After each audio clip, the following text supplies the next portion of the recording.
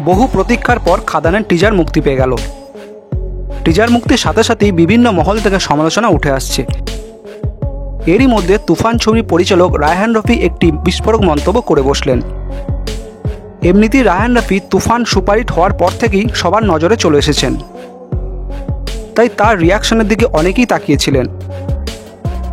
টিজারের মধ্যে বিভিন্ন ধরনের খুঁত তার চোখে পড়েছে, সাথে একটি বড় অভিযোগও তিনি করেছেন এই টিজারকে কেন্দ্র করে। তিনি বলে দিয়েছেন ছবিটি কোনোভাবেই মৌলিক ছবি নয়। সাউথের বিভিন্ন ছবি থেকে টোকাটুকি করে ছবিটাকে দাঁড় করানো হয়েছে। এমনকি তুফান ছবির শাকিব খানের লুকটার সাথেও দেবের লুকের অনেকটা মিল আছে।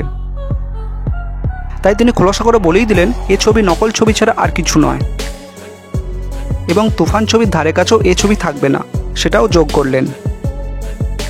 তো বন্ধুরা, খাদানের টিজারকে কেন্দ্র করে পরিচালক রায়হান রফির মন্তব্যটা আপনাদের কেমন লেগেছে কমেন্টে জানাতে ভুলবেন না। ভালো থাকবেন, সুস্থ থাকবেন।